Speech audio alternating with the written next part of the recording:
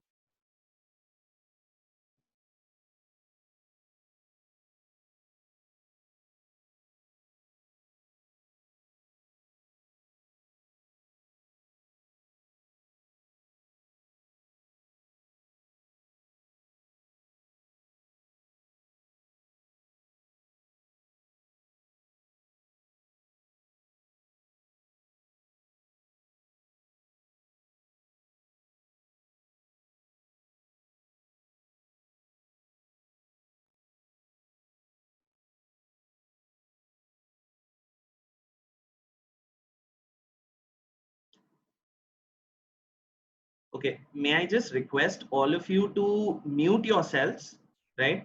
Uh, and in case you need to ask a question, I would appreciate if you can put it on the chat, and that way it will make it much more convenient. For those who are watching this on Facebook Live, what you can do is you can probably leave a you can probably leave a comment there itself, and or for that matter, just type in a question, and I'll try and answer it during the course of this session. So essentially, I'm having to manage these two platforms simultaneously. So I'll try my best to sort of answer all questions by looking at both the platforms simultaneously.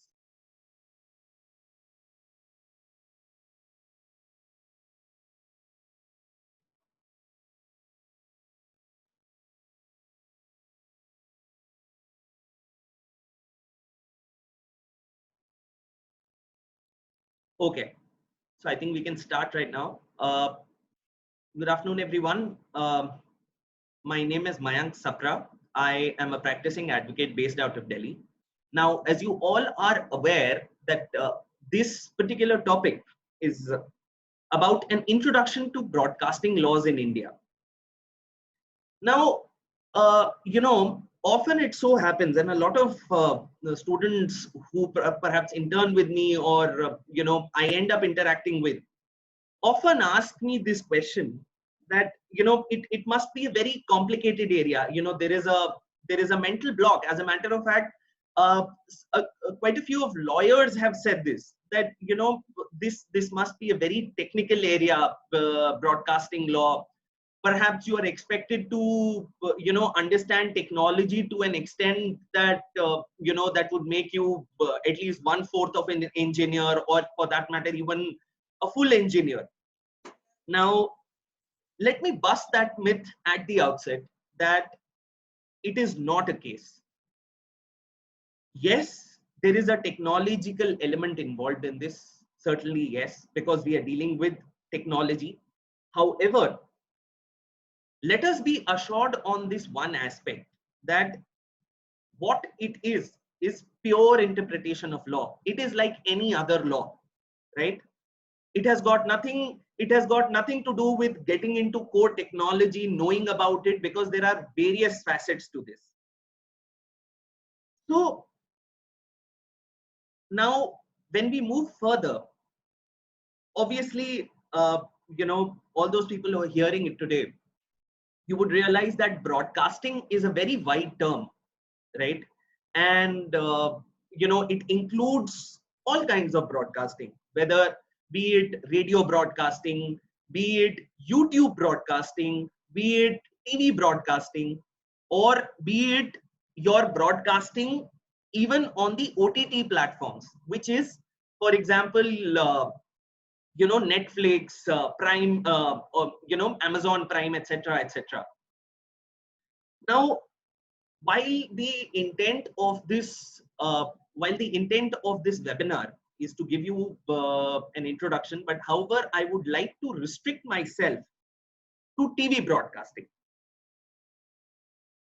Now, when we talk about TV broadcasting, right, essentially broadcasting which takes place on only on your TV, which is, say, your Star, your Sony, Z, etc., etc., essentially which comes to you through cable.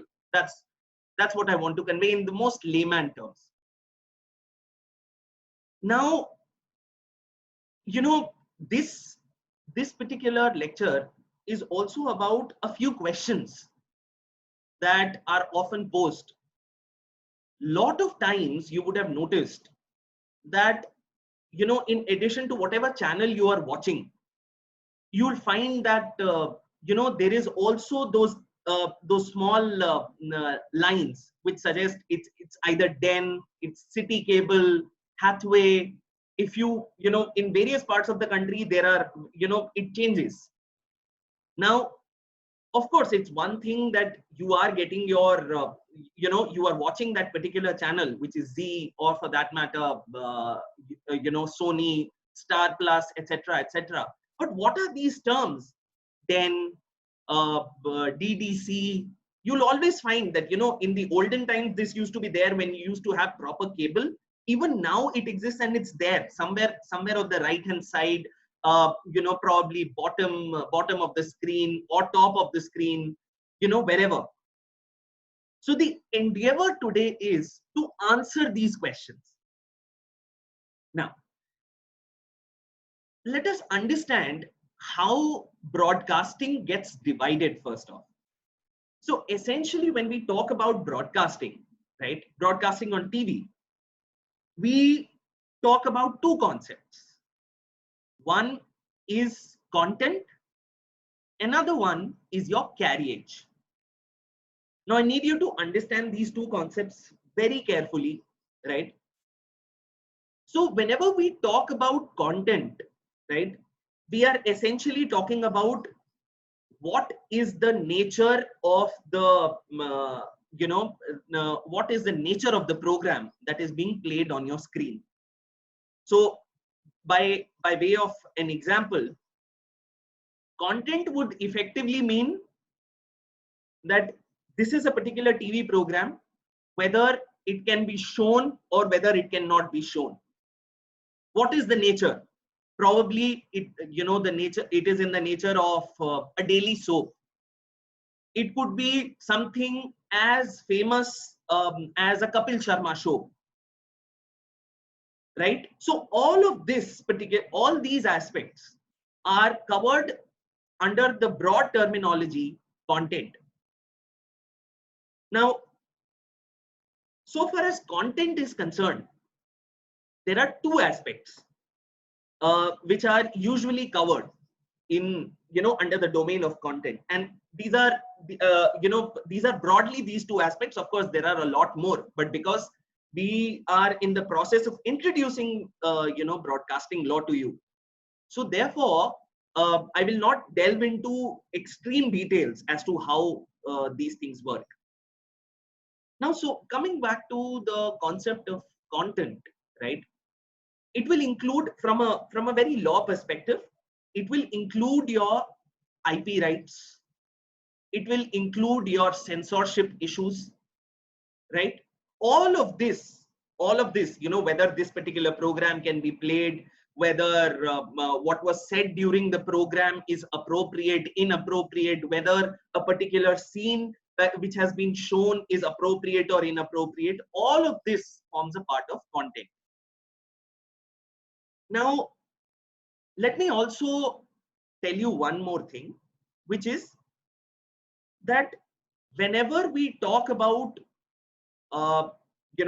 because we are talking about IP rights, censorship, let me just also tell you one more small aspect, which is that so far as television is concerned, right, there is no pre-certification required. So a lot of times, you would have noticed that when we go out for movies, right, then we see that there is a certificate, right, by the Film Certification Authority of India for the, and they will categorize it UA, A, U based on the nature of the content that is going to be played in that film.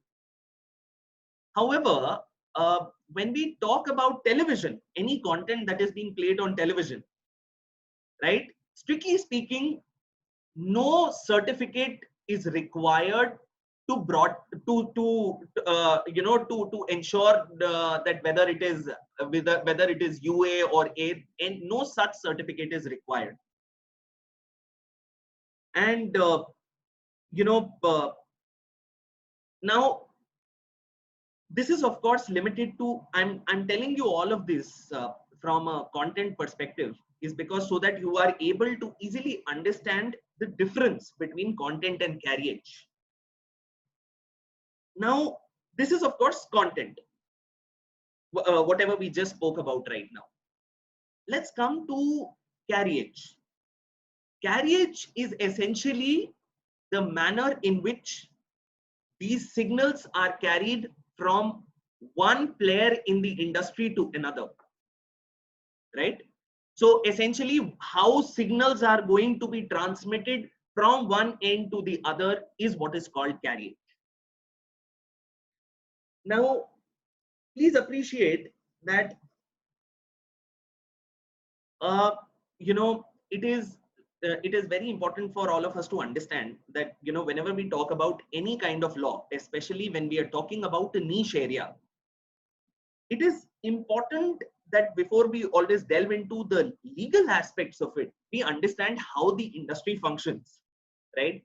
So to give you an example, if anybody is dealing with construction arbitrations, okay, or construction contracts or petroleum contracts, you will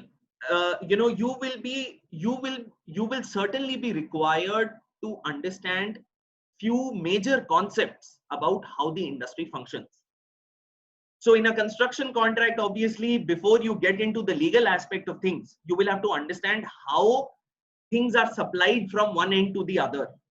What are these things that are supplied? It could be cement, it could be your ball bearings, it could be shutterings, etc., etc. And what is the nature, what is the role played by each individual, right? Or what is the role played by each player in that particular industry? The reason why we need to do that is because, please be assured of this one fact, that more often than not, law is in fact connected to how these things operate. Whether they have operated, whether whether a particular fact has taken place in compliance of the law, whether a particular fact has taken place in violation of the law, all these things are required to be kept in mind. Now, please appreciate this, that whenever we talk about broadcasting industry, right, so there are few players involved. Now, one major player, okay, is the distribution platform operator. So what is a distribution? And often in the industry terms, they are known as DPOs. Now, what is a distribution platform operator? A distribution platform operator's role is to take content, okay, to take the content from the broadcaster and give it to the consumer. Now, let me just show you this by way of an example, because I've prepared a very short slide for all of you to be able to see it. Just give me 1 second, please.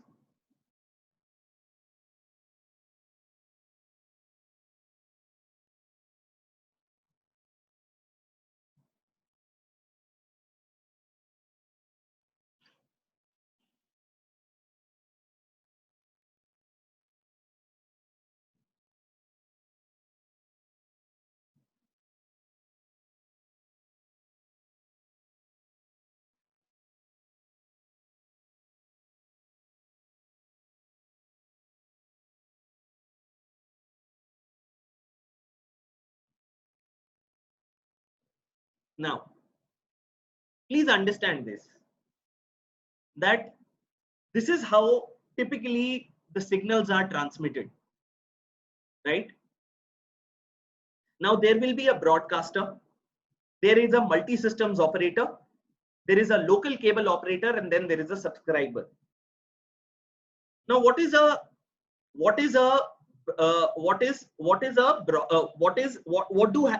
multi-systems operator and local cable operator have to do with this entire process? Please appreciate that so far as a distribution platform operator is concerned, a distribution platform operator can take two avatars, right?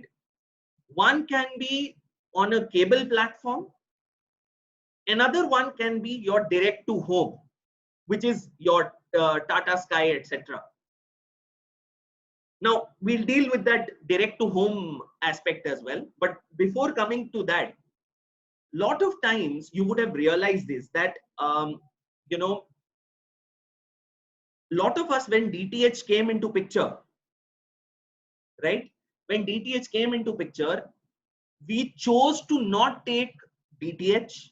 Instead, our local cable operator, who had been who had been servicing us for years together, he or she said that let me give you a set-top box and your cable will be pretty much the same, right? Now, you would have realized that you are still using that cable operator.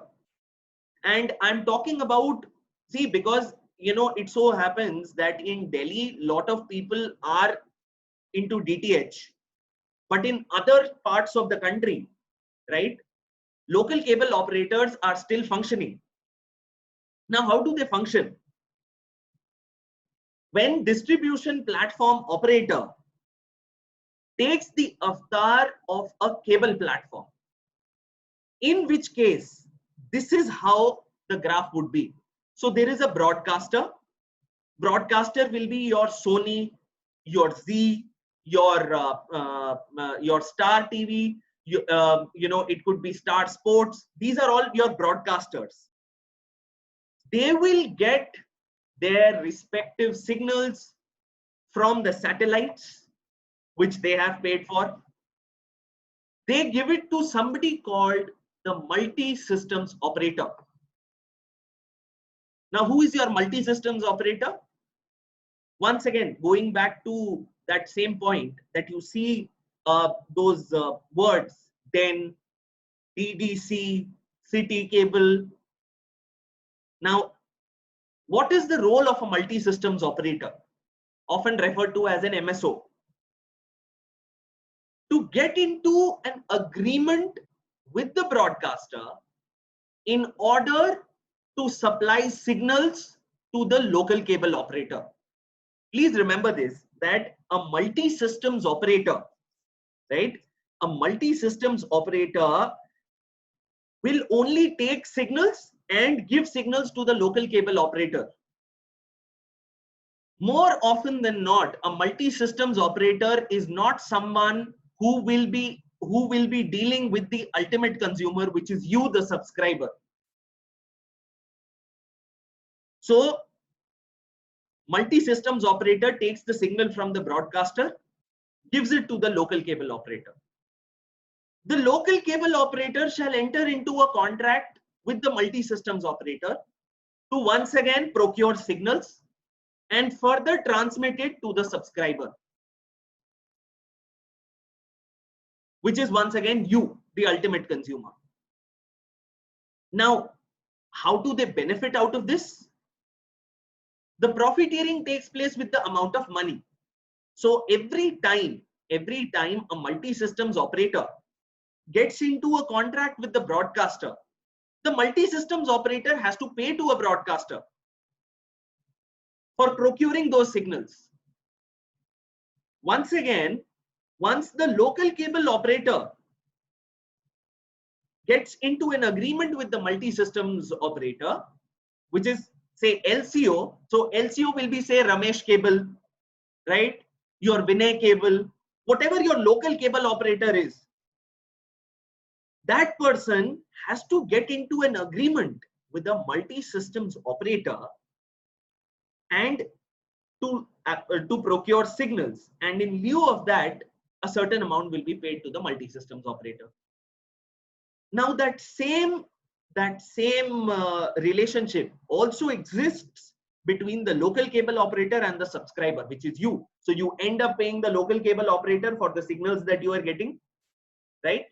And accordingly, you know it for a fact that you've already entered into a contract with the local cable operator, because every single time the local cable operator will issue you a receipt against which you make the payment. Once again, please be assured that that is also a contract. Now, this is of course when the distribution platform operator takes the avatar of, takes the avatar on a cable platform, right? Then of course this is what ensues.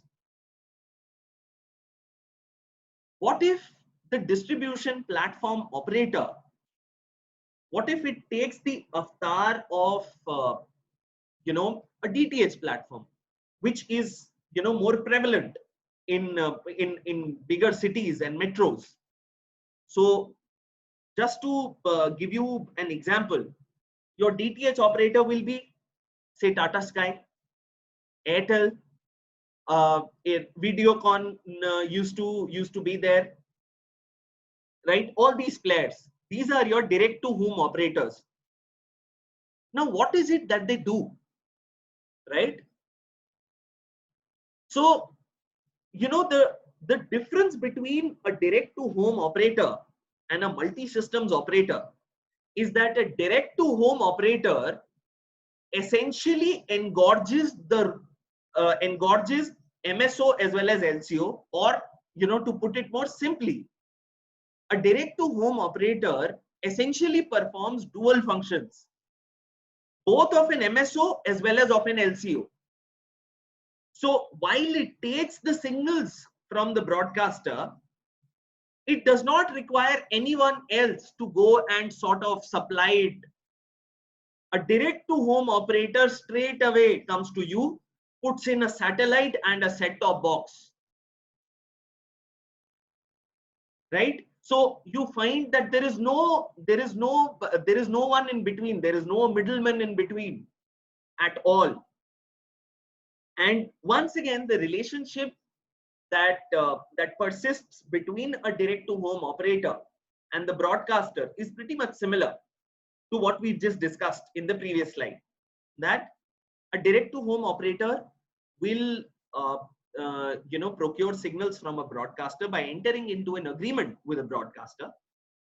And once again, the direct to home operator will supply you as the consumer, the subscriber, right, signals which it has procured from the broadcaster, and by entering into a contract with you. So more often than not, you'll realize that that the way in which this operates, okay, there is a set pattern to this. So you'll realize that when your local cable operator is charging, say, rupees 10, okay, or rupees 200 or 300 per month, you will realize that more often than not, all the cable operators will almost be charging a very similar amount. That of course stands true for your direct to home operators as well. Now, why does that happen? That happens primarily because you realize that that there is an element of competition in the industry. So for anybody to be able to charge a more amount and then not have repercussions is almost impossible. As a matter of fact, I must tell you that so far as these players in the industry are concerned, right, these players in the industry are regulated by the sectoral regulator, right? So all these aspects that you find, where the carriage aspects, only the carriage aspects are governed by the sectoral regulator, which is the Telecom Regulatory Authority of India.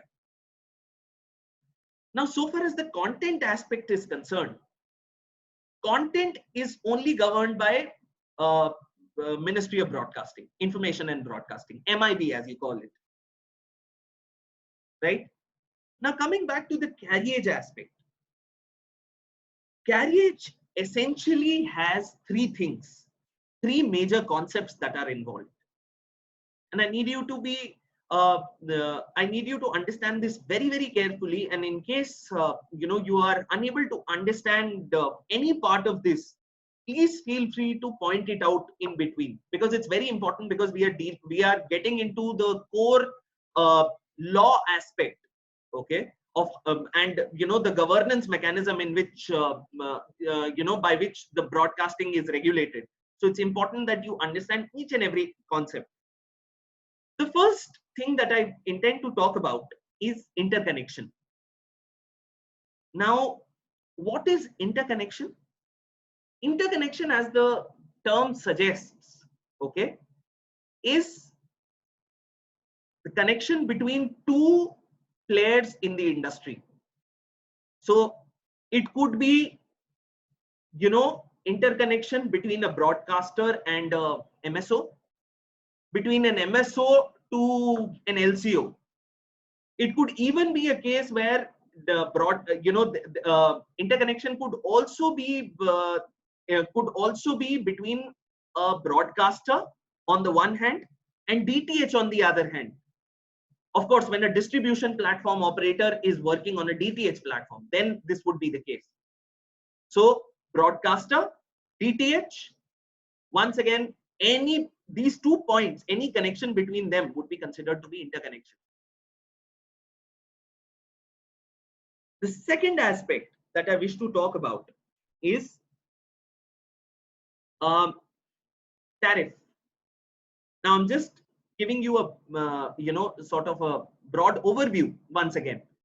Tariff is how much can one player charge from another, right? How much can one player charge from another? That would be tariff. Whether you can put an unlimited charge on the consumer is once again governed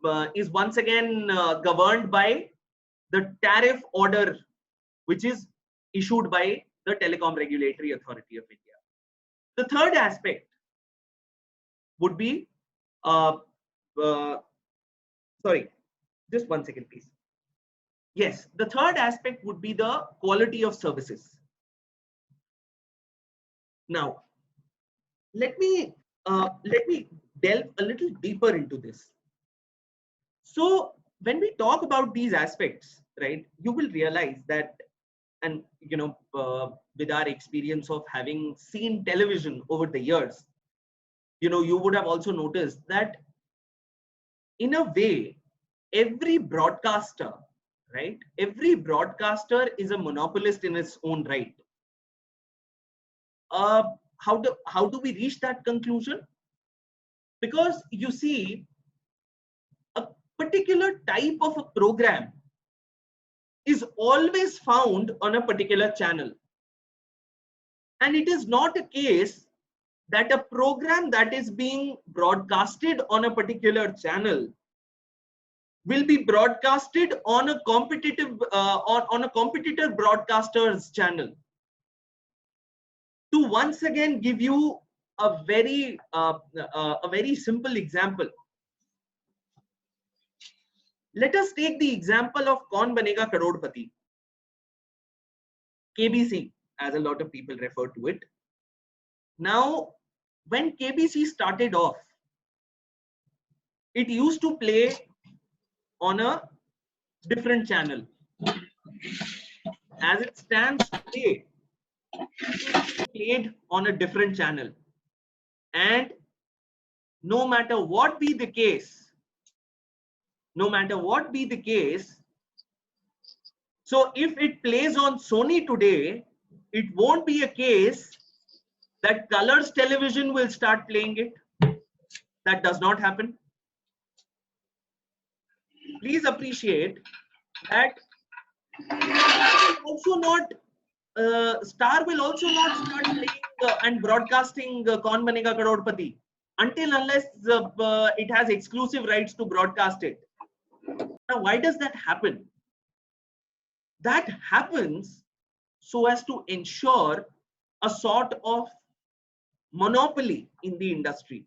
Every broadcaster tries to be unique in his own right, so that it can attract more and more people to watch its channel.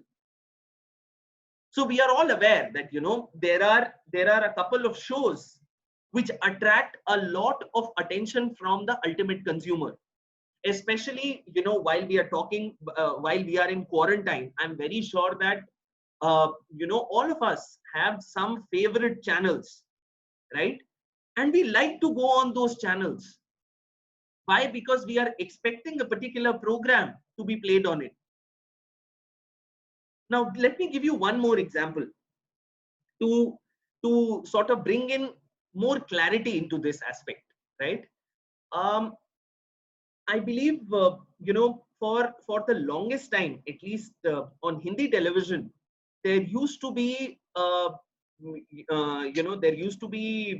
daily soap called Kyunki Saas Bhi Kabhi Bahu Thi.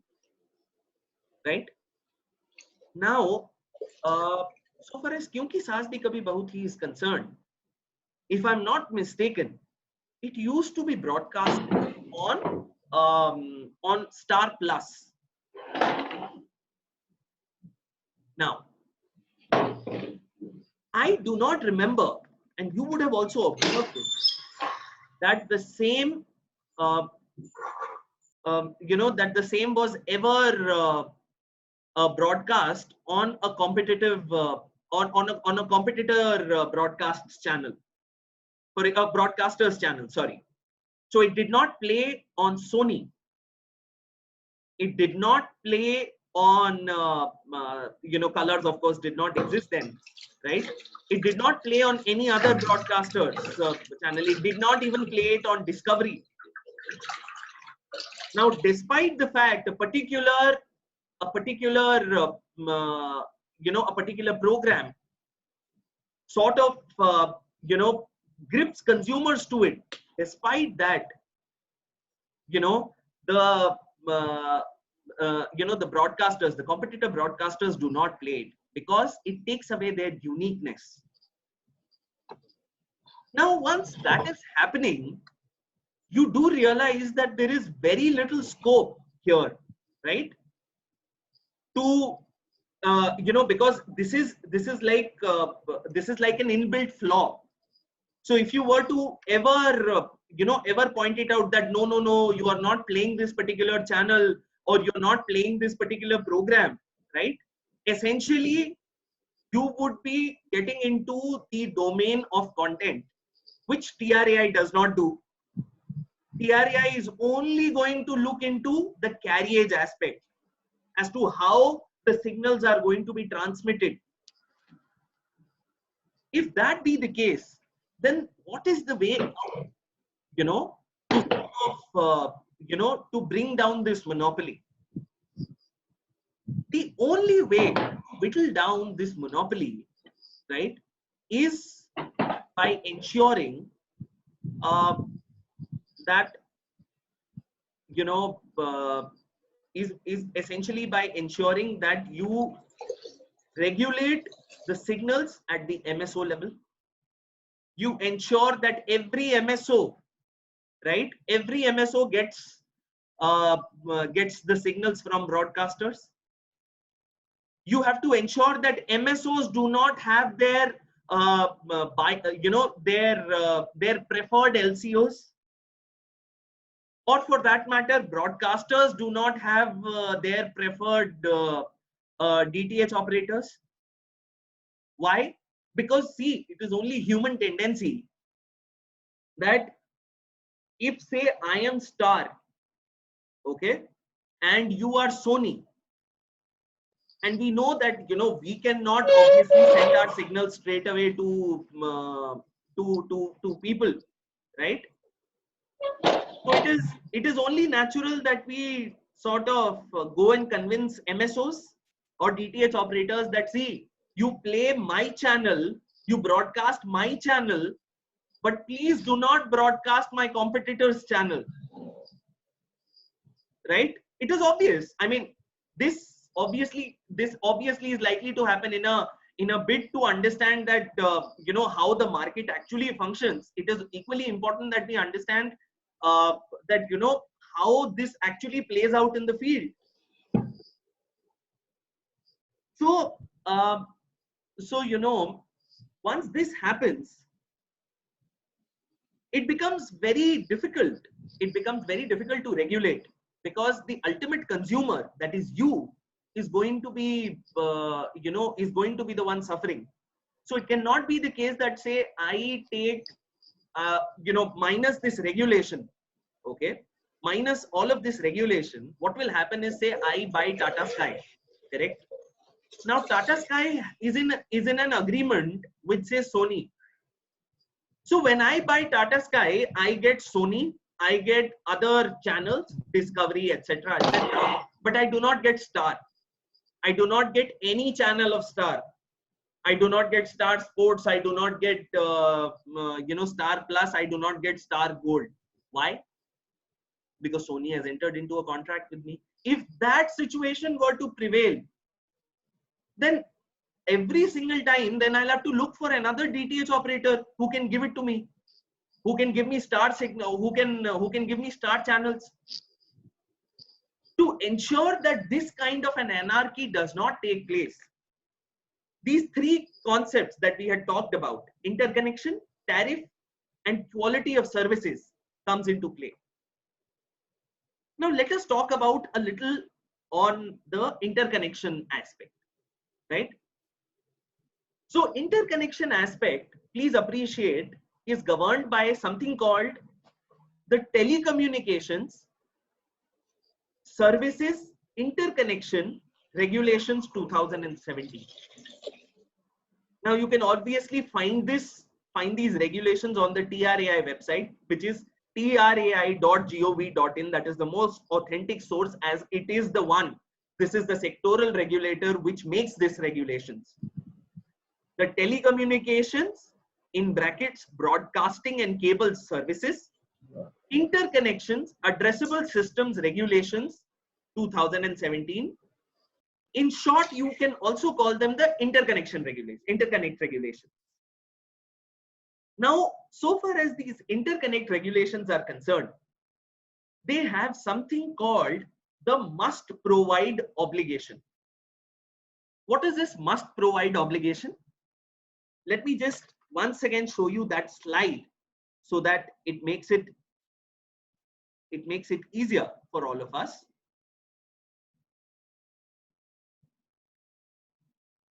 Yes. So let us imagine a situation, say when the DPO is operating on a cable platform, okay? So it takes the avatar of a multi-systems operator and a local cable operator, right? Both of them combined together will be called DPOs. Now, whenever a multi-systems operator requests for a signal, for its signals to the broadcaster, okay, the broadcaster is an obligation to mandatorily provide signals to the said MSO. Of course, subject to payment, etc. But then the broadcaster cannot say that yes, while you are making the payment, but I am not going to allow you and broadcast my channel to the consumer. No, that is not going to happen, because it will be hit by the interconnect regulations. Similarly, when a local cable operator asks for signals from multi-systems operator, the multi-systems operator is under an obligation to provide it to an LCO. The same concept shall apply, that you can't say that because I have some preferred local cable operators, okay, I may have as a multi-systems operator, I will have some preferred local cable operators that I want, who should prosper, right? But that will not mean that I do not give signals to all the local cable operators who are asking me for a signal. Now, similarly, you will find that when a DTH operator is asking a broadcaster for signals, of course, once again, subject to payment, right? Subject to payment. And DTH operator is obviously willing to make that payment. Then the broadcaster cannot refuse it. It is called the must provide obligation that has been put on each and every player in the industry who is the provider of signals. Now, this obligation, mind you, is not on the subscriber, because a subscriber is not a provider of signals. Please remember this. So the only players who are covered are the broadcaster. On a cable platform, it will be the broadcaster, multi-systems operator, and a local cable operator. In a DTH platform, it will be the broadcaster, it will be the DTH operator and the subscriber. Just one second, please. May I just request, I believe there is some background noise coming from somewhere. If you could just mute yourself, all of you.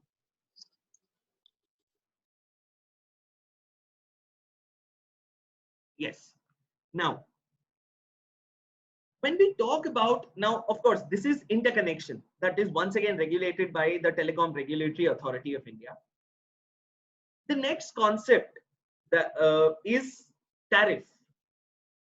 So tariff being how much amount will be paid by the MSO to the broadcaster. See, please remember this, that there are various concepts. Okay, so when we talk about tariff, we are only, for the timing, for the purposes of understanding tariff, we are only talking about tariff that pertains to transmission of signal. Okay, so when an MSO asks for signals to the broadcaster, okay, the broadcaster, in a bid to avoid giving signals to that MSO, because this MSO X is not the preferred MSO for the broadcaster, because the broadcaster B has an unsaid agreement with other competitor MSOs of X MSO. So it could be MSO A and MSO B, and broadcaster certainly wants only A and B MSOs to prosper in the industry. Then what is the next way out? Okay, there is a must provide obligation, so he will provide the signals. But then what must happen subsequently? Subsequently, what must happen is that the tariff needs to be regulated. Whatever price that the broadcaster is is actually going to fix it, he or she needs to fix it for all MSOs at large. It cannot be a case that the broadcaster, say Sony or Star, fixes a certain fixes a certain price for MSO A, and thereafter fixes another price for MSO X. No, that is not going to happen.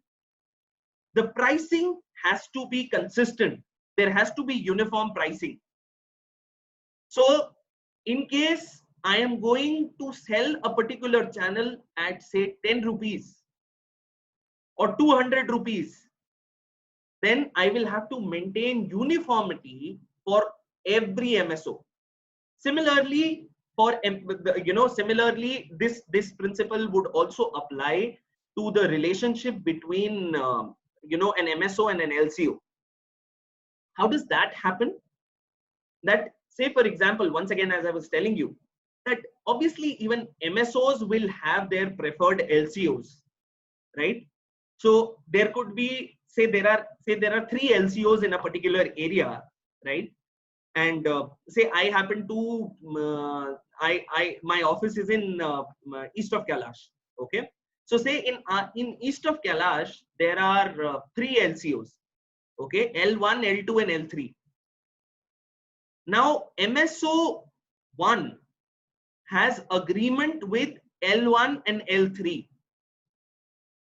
So once again, that same principle would apply, that you as the MSO cannot differentiate, okay, between L1, L2 and L3.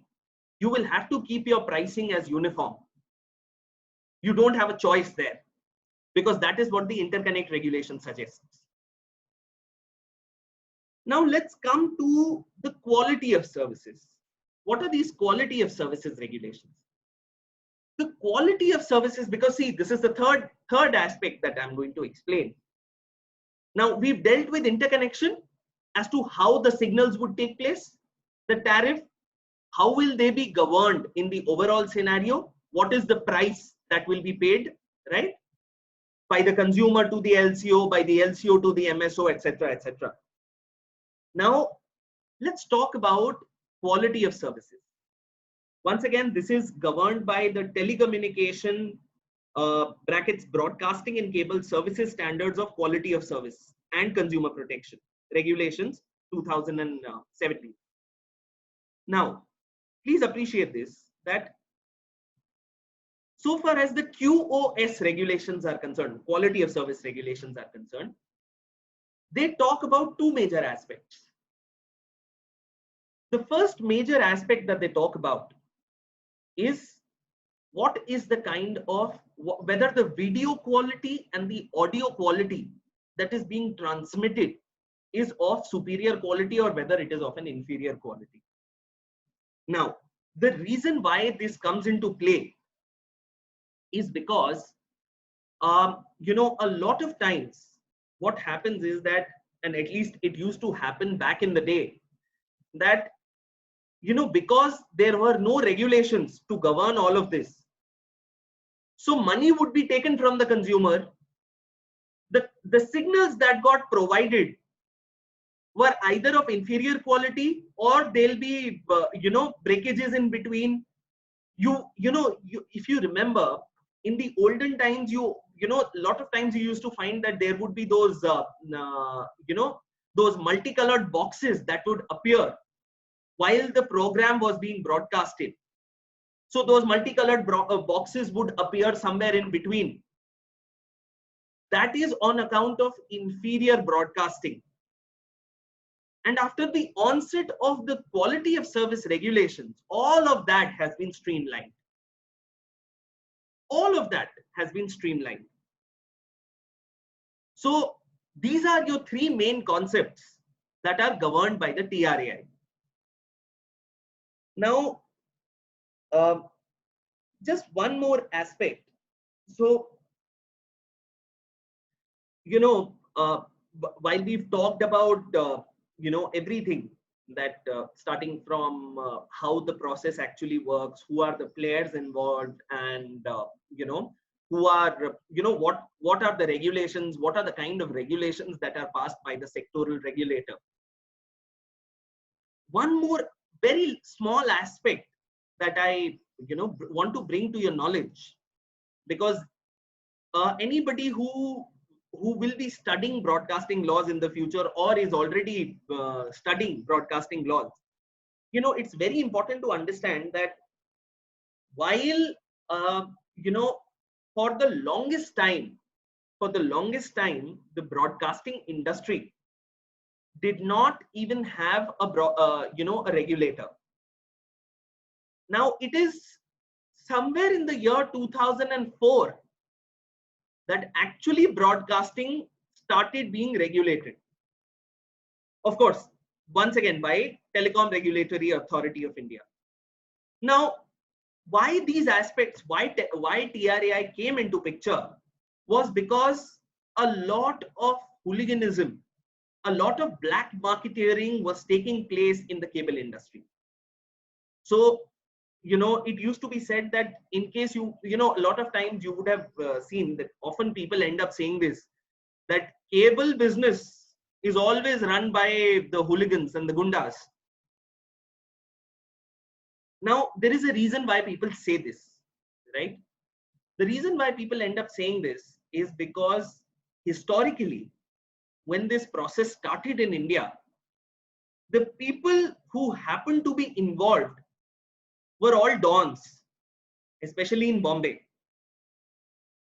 right? So when this whole thing started, the biggest of the dons that you can name were involved in the cable business and were involved in siphoning of money through the cable business. So once again, they would have their people, they could charge unlimited amount, they could very well just charge any random amount from anybody. So if they were to be an MSO business, okay, despite the fact that they are somewhere in the middle of the chain, they were able to hold the broadcaster at ransom, that you will provide me channels only to me, not to my competitors. Even that used to happen. So therefore, there was obviously an emergent need for a sectoral regulator.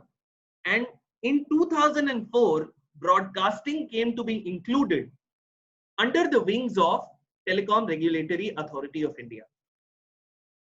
Now, between 2004 and 2020, which is till date, there have been multiple regulations that have been passed. Multiple amendments have taken place to those regulations. Please be assured of the fact that when you look at the broadcasting industry, it has to be an ongoing process, because it is because with the change in technology, right, change in regulations also is required, and TRAI has been carrying out various amendments by looking at how the consumers and how the players are in the industry have been behaving. So which is why you realize that the regulations that have been shown to you pertain to 2017, right? Because it has been an ongoing process. TRAI, by holding various consultations with the players in the industry, you know, representatives from broadcasters are called into the TRAI office, MSOs are called into TRAI office, even LCOs come in. They give their comments, they give their suggestions that, you know, this is how you should do, you should go ahead with this particular regulation. This is how you should determine tariff. This is the quality of service that we are able to provide within our means. Based on those suggestions, the TRAI goes ahead and makes and formulates regulations. Now, you know, of course, this is with respect to television, right? That TRAI does all of this. May I just also point out one more small aspect, which is that these, you know, when we were talking about the amendments, the latest regulations that have been shown to you, while they pertain to the year 2017, but the latest amendment that has taken place, okay, is actually dated 1st of January 2020. It is as latest as that. So which is why I say that it is an ongoing process. My expectation is that if I were to give another lecture in the next 3-4 months on the same broadcasting law, I'm very sure that, you know, something more would have also come up. Which is why, because with the change in technology, this will keep happening. That change in technology takes us to a different platform of broadcasting, which is your over-the-top transmission. They're called the OTT platforms. Now, Netflix, Prime, Hotstar, etc., etc. You all are aware of various platforms that are there. Now, as it stands today, okay, now this is, of course, once again, a very interesting aspect, which is because so far as OTT platforms are concerned, which is your Netflix, Prime, etc., they are not governed by TRAI, or for that matter, they are not even governed by any regulation as it stands today, right? They follow this mechanism of self-regulation, or Atmanirbhar, as the Honorable Prime Minister likes to call it. So this kind of self-regulation obviously creates some difficulties, right? It creates difficulties because I'll give you a very small example, right?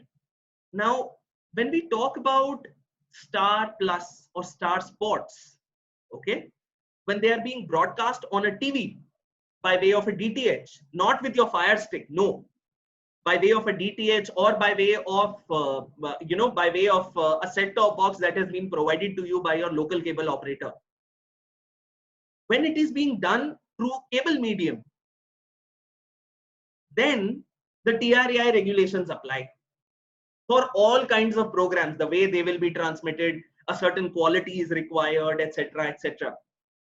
If the same thing is transmitted and broadcasted on an OTT platform, there is no difficulty, there is no regulation at all.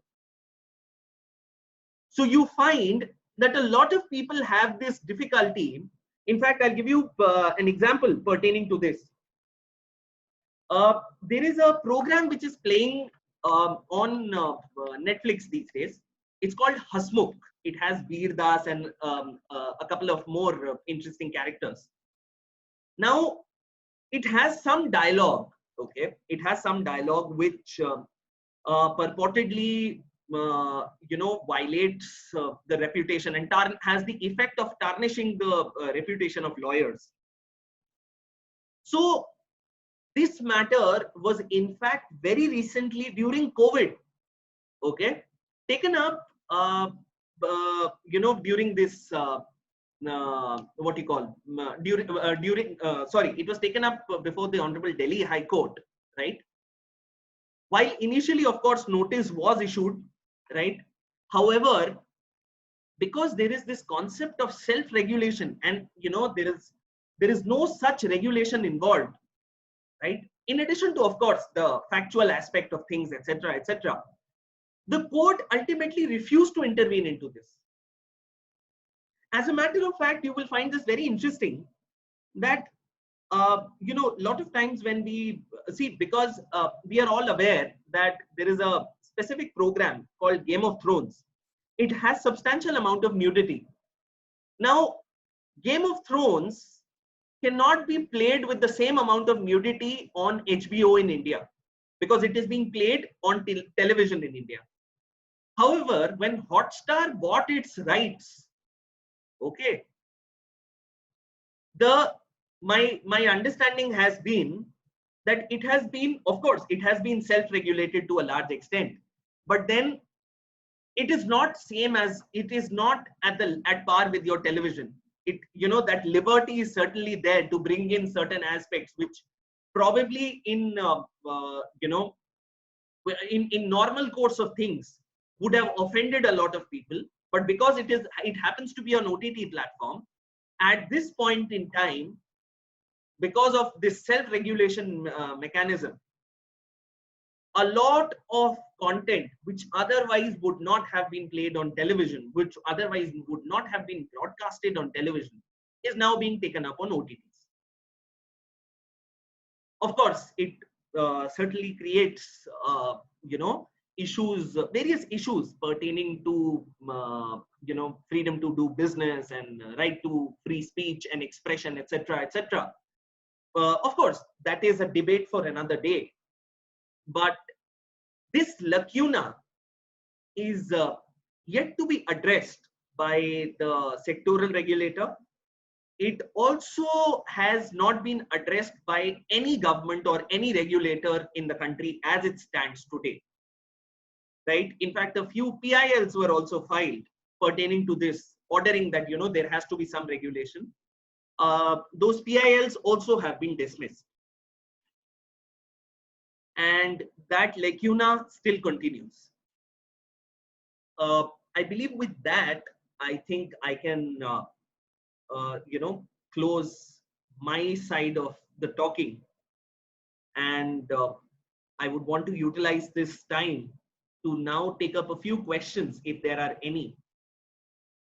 If in case you've not been able to understand, any aspect as to how signals are transmitted, or for that matter, how the sectoral regulator operates in terms of interconnection, in terms of,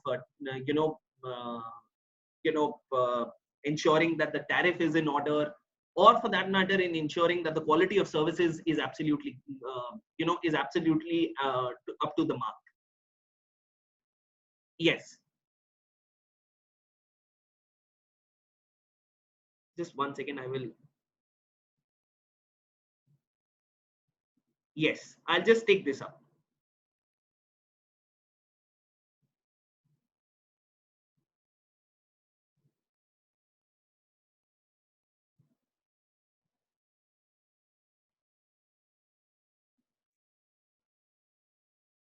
Sir, I would like to ask one question that is related to Sorry, tariff. just 1 second, please. Just 1 second.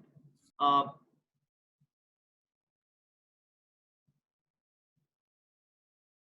yes. Please go ahead with your question. Yes, sir. I would like to ask one question that was related to tariff. Like, if you compare the tariff Could you of be the slightly more louder? That way others would also be able to hear yes, you. like I would like to ask a question that is in relate to tariff plans. Yes. Like if you see the tariffs of DTH and local cable operator, Yes. there is a big difference. Yes. And like if you go for a channel that consists of like rates, they are same, but the local cable operator, they give some around 200 channel or around to that consists Right. of all the famous channel, English Right. channel, Right. and they just charge like some around 200 and 300. But as compared to DTH, they impose a direct like charge of 150 plus the tariff like That's right. channel That's charges. right. That's right. So why it's a Yes. difference? Yes. So, see, whenever TRAI makes regulations, okay, it makes regulations pertaining to a certain, a certain standard that it expects to be maintained. Okay. Now, naturally, those standards are to be maintained by everybody, right? So every player who's there in the industry will maintain those standards, and on the basis of those standards, whatever is the amount or whatever is the price that is to be determined by them, it is determined, and then of course it needs to be in consonance with the tariff order of the TRAI. However, so far as DTH is concerned, okay, it goes a step ahead. The reason why it goes a step ahead is because if you realize the difference between a local cable operator's whatever they are providing you and a DTH what it is providing you, there is a difference in the quality. Please remember this. So that viewing experience is actually what makes a DTH operator slightly more expensive compared to a local cable operator. Now you do realize that we in fact a lot of times when we go to someone else's house, okay, we happen to get confused that there is a set-top box, he must have a DTH. That's not true, because a DTH also requires you to put a dish antenna, which is not the case when you take a set-top box from your local cable operator. And it is the additional viewing experience that that essentially adds to the price at which the DTH charges you, because you'll find that at times DTH will also give you a couple of more channels, right, which are of course those premium channels, etc., etc. But that kind of content is not available with your local cable operator. Of course, they also try and get their own channels, etc., etc. But mostly, it is the viewing experience that that makes things slightly more expensive. Like, sir, in viewing experience, I am unable to get, like, if you are talking about the SD channel and HD channel option, that's a different thing. But if we Right. compare the DTH in SD channel, not Absolutely. HD, in that, like, we get the same picture quality and everything, and channel, if you talk Actually, about that's everything, it's same. no, it's not. So that is what I'm trying to make you understand, that it's generally, see, a certain level is of course maintained by all the players in the industry, right? Uh, however, that difference in quality obviously exists between a DTH operator and a local cable operator. While at times we are able to see this on a particular channel, on on probably a different channel we are not even able to view the difference, right? But there is a certain difference, and which is why in fact your question makes things a lot more interesting, because a lot of times people end up going for DTH because they are not even aware that an LCO can provide them the same services. So if, for example, if there is a consumer who's not looking at ultimate, the best viewing experience, okay, then there is effectively no need for that viewer, or for that matter, a subscriber, to go ahead with the DTH, which is, which, like you aptly pointed out, is a lot more expensive compared to an LCO, right? So that kind of information dissemination is also actually very important. I hope I've been able to answer your question. Like, sir, I'm unable to get the quality thing that you are saying. Quality Yes. thing, if we talk about the quality thing, channel, you get Star Plus, for example, over there also, over here also. If you Yes. have the SD box, not SD high definition box, Yes. then also you get the same picture quality and everything That's is not same. true. That's Okay. exactly what I'm trying to tell you, that you don't get the same viewing experience when it, say for example, if we are if we are comparing an SD channel, okay, SD box, Okay. from a local cable operator with that of a SD box of a DTH operator, right? Okay. Right? SD box of a DTH operator. Now, for the purposes of making this understand to other people as well, SD is standard definition, HD is high definition, right? So when we talk about SD box of a local, let us compare an SD box of a local cable operator and an SD box of a DTH operator. The difference, and it has been, obviously it has been seen, and that has been their claim as well, that the picture quality differs, it varies. It may not be the color, and I'm not on the difference between SD and HD. No, I'm only on the difference between the SD box that has been given to you by your local cable operator and the SD box that has been given by your DTH operator. There is a difference in viewing for sure. As a matter of fact, see, a lot of times, at least now people don't do that very often. But as a general experience, may I just,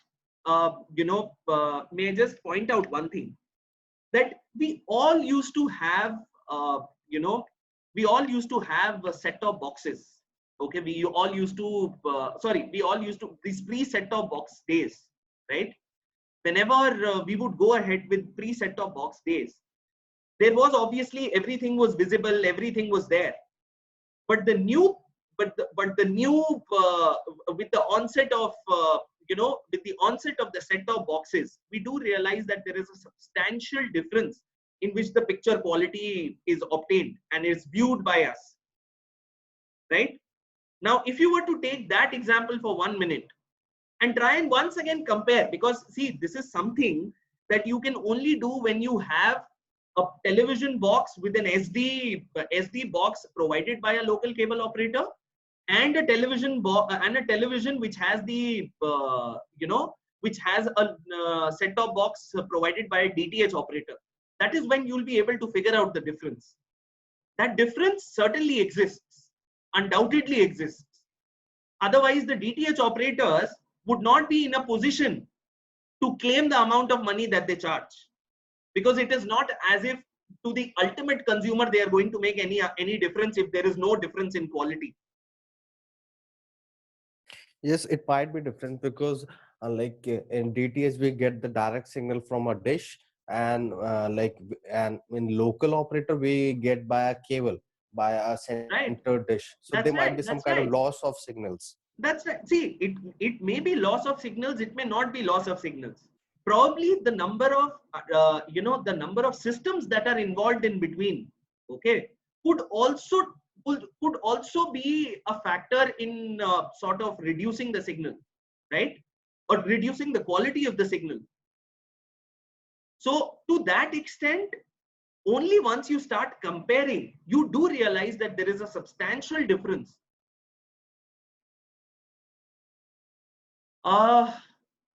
Yes. Uh, Varun is saying that please explain the tariff issue once again, if you can put some judgments. Okay. Abhinav, I've seen your question. I'll just come to the question. So far as Varun, see, so far as tariff issue is concerned, okay, what you need to keep in mind is that, see, a lot of times it will so happen that, for example, say I am the broadcaster, okay, and I am the broadcaster, say I am Star, all right, and you happen to be an MSO, or let us call you a DTH operator, okay, say you are Tata Sky, hypothetically speaking. Now, of course, once we have studied the interconnect regulations, we have realized that there is an obligation on me that whenever you request me for signals, I will have to provide you signals. But you being Tata Sky, I don't like you in the market for whatsoever reason. I have that bias towards Sun Direct, or I have that bias towards Airtel, and I want to chuck you out. So what is the best way? The best way out, Varun, is to increase my tariff at which I'm going to give you signals. Okay, and reduce it for say Abhinav. Say Abhinav happens to be my preferred DTH operator. The moment I do this, Varun, one of the two things will certainly happen. Because when I am providing you signals at a premium, naturally when you provide it to your consumers, you will also provide it at a premium. Whereas in the case of Abhinav, I reduce it substantially. So Abhinav has an opportunity to make substantial profit, at the same time market himself to be the cheapest in the market. In this process, what happens is, you, Varun, you lose out on your consumers, because naturally people are not bothered with what is the legacy. That say you are Tata Sky, I'm not going to go by the fact that you are owned by Mr. Ratan Tata. I'm sorry, I don't care about it as a consumer, right? So because you are getting the signals from me at a premium, naturally you would also want to give it at a premium. Now, to ensure that this does not become an anarchy, the tariff order is there. Tariff, any regulation that is made with respect to the tariff, effectively ensures that I maintain a certain amount of uniformity. It should not be a case that I am providing you signals at 100 rupees, Varun, and I'm providing the same signals to Abhinav, who's also a DTH operator, at say 20 rupees, which effectively puts you out of the market. So while I'm providing you the signals, because I am complying with the interconnect regulations, but then the regulation on tariff is equally important. I will obviously, for those who are interested, I will be giving two judgments that I want you to go through, perhaps at the end of this question answer session, right? Let us take one more. Can a movie be awarded with an A certificate by CBFC be aired on television? Karuvaki, I'll just come to that question. I just take this question from Abhinav. Under what category Android applications of DTH operators which shows live channels exactly same as come under OTT or LCO? Can they differ from the regulations which are there for LCOs? Okay, it's a very interesting question, Abhinav. So see, so far as those apps are concerned, okay, once again, this would not fall under the ambit of TRAI, Abhinav. Strictly speaking, they would be independent. They would be considered as independent broadcasters. Okay, something in the nature of YouTube. So you may want to, sort of put them in under a broad category of OTTs, right? You may want to put them under a broad category of OTTs, because once again, your apps, okay, it's like Tata Sky, etc. Whatever they are showing, okay, that is effectively unregulated. Can a movie awarded with an A certificate by CBFC be aired on television? Yes, it can be. It can be. See, any content, Karuaki, which is which is broadcasted on television, has to pass only one muster, that it has to be in accordance with the Cable Regulation Act. Okay, it has to be in accordance with the Cable Regulation Act. So because a lot of times A certificate is granted to movies which show a lot of violence, right?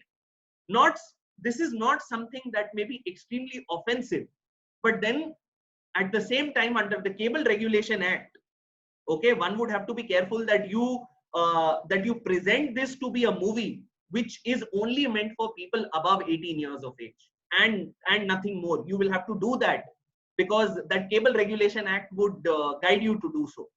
In fact, direct you to do so. Yes. Any further questions? I'll just keep seeing.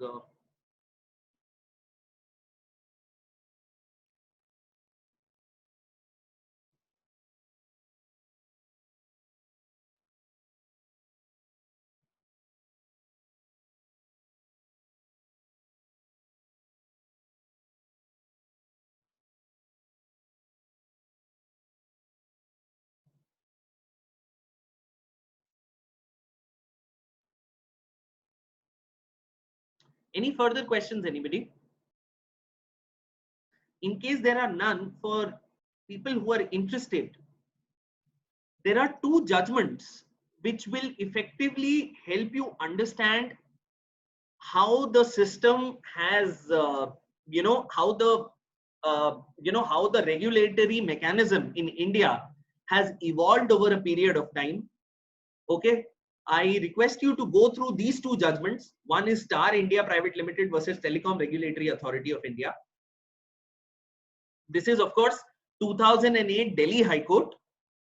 The other one is Star India Private Limited versus DIPP, Department of Industrial Policy and Promotion and others, whereby once again it was challenged that, whenever TRAI brings in a particular regulation which pertains to interconnection, or for that matter it even pertains to tariff, it is effectively putting fetters on the content which is beyond the domain of TRAI.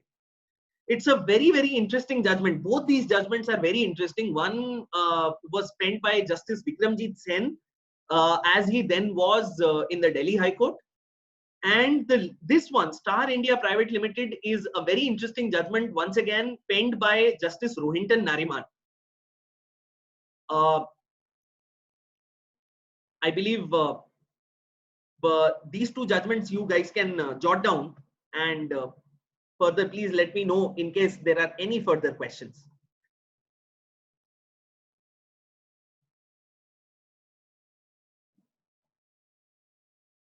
I'm sorry, I'm sort of unable to see if people on Facebook Live have also been asking some questions. My apologies.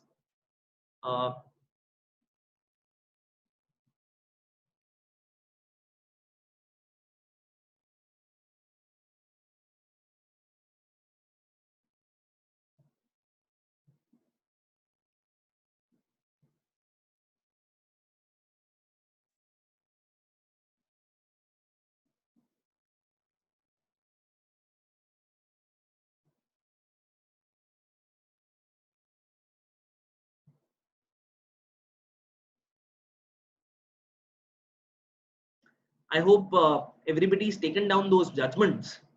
In case, in case you have any other doubts, which may probably come to you, there's no problem, Varun. In case there are any other doubts that may come to you, right? I would encourage you to keep this as an ongoing process. I am putting down my email ID here. In case you have any questions, please feel free to connect. I'll be happy to answer these questions.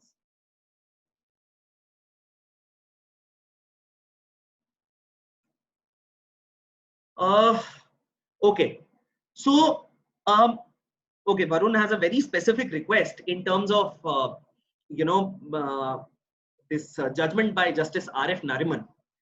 So, Varun, see, of course, this particular judgment dealt with various aspects. So it may not be possible for me to put it, put down those basic, those sort of pointers which would cover the entire judgment. Okay, because that would obviously confuse a lot of these people. But I will tell you this much, that so far as Justice Nariman's judgment is concerned, right? So there was a there has been, you would have all realized that there has been there has been a substantial change in which broadcaster, sorry, your DTH operators, your LCOs have been charging you. Now, how is that happening? Because you realize that, whenever you put on your switch, okay, as in whenever you put on your guide button or the, drop down menu to sort of surf on your channels, it so happens that, you find that there is a price allocated to each and every channel, right? A price is allocated to each and every channel. So for example, your star will be priced at 12 rupees, 10 rupees. You would have all noticed this. Now, this is this is of course has come pursuant to 2017, and this is called the new tariff order. Okay. Now this new tariff order, it's called NTO, right? Now NTO, what it effectively does is that it regulates the tariff. It regulates the manner in which the broadcasters will will give out their channels. Lot of times you'll realize that whenever we used to take a package for Star, you will end up getting all those channels of Star which are not even relevant. So for example, if you are somewhere in North India and you do not require, say, a particular say Star Vijay, which is a prevalent channel back in Tamil Nadu, right? Even that would get added, and they would effectively price the entire channel so low that that sort of you would be obviously encouraged to take that as a part of that package. Now TRAI realized this mischief on behalf of the broadcasters in sort of putting all those channels which are generally not working very well. So while they are working very well in a different state, but they are certainly not working well here in Delhi, or for that matter in North India. So they would do that as a part of their packages. So TRAI came out with a tariff order, right, which suggested, and substantial changes were made. So in this new regime, what happened was that you cannot put your packages in a way where you put in a random channel just like that. You can also not reduce the price of a channel which you would have otherwise sold it at a higher price. So for example, if you were going to sell out, because see, we all know that when we take channels as packages, okay, the amount is reduced. When we take channels independently, the amount gets increased. Now the TRAI, of course, all of this got challenged in the Madras High Court, and they subsequently reached the Supreme Court. So one of the primary arguments that was made on behalf of Star, and in fact other broadcasters as well, was that, see, it has, while TRAI keeps talking about the fact that they are regulating everything, and they are trying to restrict themselves only to the carriage aspect, but what they are effectively doing is that they are also regulating the content. Okay, because the moment you put fetters on how I will what channel I will put in my bouquet, okay, or what is the pricing of the channel that I can do from X to Y, you are in a way putting fetters on the content. Because if I'm not able to sell across my content, then what will the carriage aspect do? So what they said was that under the garb of approaching it as a carriage issue, you are trying to now just make it a content issue. Now, of course, various other aspects were brought in. Justice Nariman referred to various judgments that had been passed. He once again goes through the object of TRAI Act and why, and why it ought to be done, and why TRAI came into the picture, etc., etc.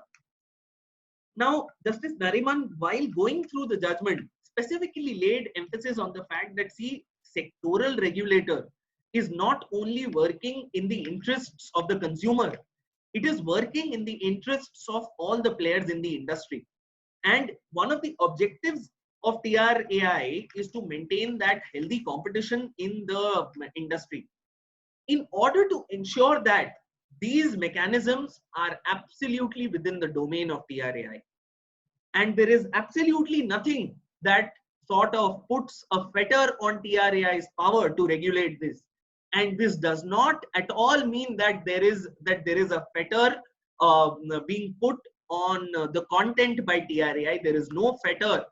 TRAI, by bringing in these regulations, the new tariff order, is not putting any fetter, any hindrances for all of you, you as in the broadcasters, in the way you are going to show your content. It is only saying that in case you are going to show this kind of content, please make sure that you do not put it in bouquets which are not palatable, which are not in consonance with a healthy competition in the industry and in the market.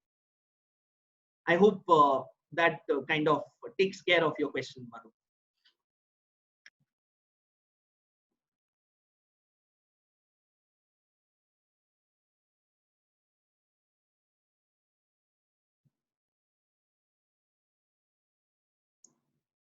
Okay, I believe with this we can end the webinar for today. All of you have my email ID. In case you have any further doubts, please feel free to reach out. Thank you so much. You've been a very patient audience. Have a good day.